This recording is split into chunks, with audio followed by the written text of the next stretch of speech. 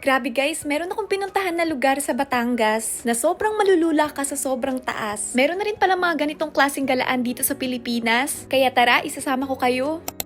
Hi guys, kung nakikita nyo, kagigising ko lang neto. At ang gumising sa akin, hindi alarm clock, kundi yung napakalakas na hangin. Kasi nung mga oras na to, meron ng bagyo. Pagkasilip ko sa bintana, aba, grabe, sobrang lakas ng ulan. Sa Toyama, laging umuulan pero hindi ganito kalakas. Nag-asikaso na rin ako. At kung nakikita nyo guys, nandito pa rin kami nakastay sa Balibino, Tagaytay. 3 araw at 2 gabi kami magsistay dito. Nagtimpla na rin ako ng kape. Kasi ngayong araw nga napagdesisyonan namin na pumunta ng Batangas. Baka magtaka kayo, same day pa rin to, nagpalit lang ako ng damit. Medyo malamig kasi ngayong araw dahil sa bagyo. Medyo malayo-layo rin yung biyahe kaya ang dami pa namin napagtsikahan. Napakaganda nga rin ng view habang nasa biyahe. At nakita namin itong building na to na parang palasyo. At ayan guys, kung nakikita nyo, nakarating na kami ng Batangas City. Meron ako nakitang flower shop. Grabe, sobrang ganda ng mga bulaklak. Napaka-colorful. Maya-maya nga natatanaw ko na yung dagat galing dito sa sasakyan. Parang napakasarap maligo. Ang lakas din ng hampas ng alon. Pero hindi ata pwede maligo dyan kasi merong planta dito. Maya-maya nakarating na kami sa Monte Maria na located dito sa Batangas City. First time ko lang makapunta dito. Wala talaga akong idea kung ano yung expect. Ayan nga, kung nakikita nyo, meron silang mga promo package. Meron ding bungee jumping. Limited lang yung oras namin dito guys, kaya kailangan lang namin mamili ng activity na talagang hindi kakain ng time namin. Hindi kasi namin alam na galing pala sa Tagaytay na pinagstayhan namin. Halos 3 oras din yung biyahe. Napili naming subukan yung glass walk. Bali, 4 kami, si Kaloy, Pao, pati yung ninong ko. Bago maglakad sa glass walk, kailangan nyo muna magsuot ng foot socks. Parang nung huli kong suot ng foot socks, elementary pa ako. Sa mga elementary students dyan, nire-require pa rin ba ang foot socks sa school? Nung unang mga hakbang ko nga, medyo nakakaba pala talaga. Medyo kinailangan ko pa ng oras para sanayin yung sarili ko. At kapag kaganyan na hindi ka naman nakatingin sa baba, hindi ka naman malulula. Pero syempre, yung thrill dito, dapat talaga tumingin ka sa baba habang naglalakad. Kasi guys, napakalinaw ng glass, kitang-kita mo talaga kung ano yung nasa ilalim. Si Pao nga hindi na nakaalis sa pwesto niya, kaya ayan, to the rescue ang baby boy niya. Ako guys, medyo mahilig ako sa heights. Gustong gusto ko yung mga ganitong klaseng activities. Kaya nga nung nalaman ni Papa about sa glass walk, na meron na daw dito sa Pilipinas, shinare niya talaga agad sa akin yun. At simula pagka-share niya sa akin, lagi ko na talagang gustong marating to. Kaso guys, tingnan nyo naman, grabe, sobrang layo galing sa Rizal. Pero buti na lang ngayong araw, finally at narating na rin namin. Ang cool din ng part na to kasi meron siyang salamin sa baba. Gustuin ko man mag-picture at mag-video doon. Kaso guys, kung nakikita nyo, nakapalda nga ako ngayon. Hindi naman ako na-inform. Sa may dulo netong glass walk, merong parang patusok. Tapos, meron nga ring gate so pwede siyang i-open. Gusto ko malaman kung ano yung purpose neto. Ano sa tingin nyo guys, para sa diving? Kaso pagkatalon mo naman dyan, hindi dagat agad yung babagsakan mo. Tignan nyo naman yung ilalim guys. Iba talaga sa pakiramdam kapag ka nandito kayo. Meron talagang lula effect. Pero alam nyo ba, mas kinakabahan ako sa lakas ng hangin. Kaya todo kapit ako sa camera kasi parang matatangay kasama ko. Sinulit nga rin talaga namin yung oras namin dito guys. Meron siyang time limit pero hindi naman siya ganun kahaba kaya hindi kayo masyado magtatagal para maikot yung buong glass walk. Pero mas maganda talaga na sulitin nyo. At buti na nga lang din guys, itong oras na pumunta kami dito, hindi ganun ka-crowded. Paano ba naman kasi tanghaling tapat to at sobrang tirik na tirik yung araw. Kaya sana naman hindi kami masunog dito. Nakatuwa nga kasi green na green talaga yung paligid na makikita mo. Ito guys yung salamin na sinasabi ko sa inyo na hindi ako makapag-picture kasi nakapalda. Kaya next time sa mga pupunta dito ha, huwag pala magpapalda. Tapos magdala rin kayo ng bebe para makapag-picture kayo dyan sa heart. Sana mas dumami pa yung mga ganitong klaseng attraction at activities dito sa Pilipinas. Para alam mo yun, marami din talagang magagawa yung mga locals. Tapos tataas din yung turismo. Sa baba nga neto, meron ding souvenir shop or mga snacks pwede kayong bumili. Tapat yun ang bilihan ng ticket. Nicturean din kami kanina sa taas at para nga i-print pero ng bayad na parang 250 pesos. At ayan guys, kung nakikita nyo, present kaming lahat dito. Sobrang saya lang din talaga ng bonding namin. Sobrang nakakatuwa yung mga ganitong moment. Kahit na talagang for work yung ipinunta ko sa Pilipinas, masaya ako na kahit papano, nakaspend ako ng time kasama sila. May date pa tong ninong at ninang ko kaya mauuna na sila. Ayun lang muna sa ngayon.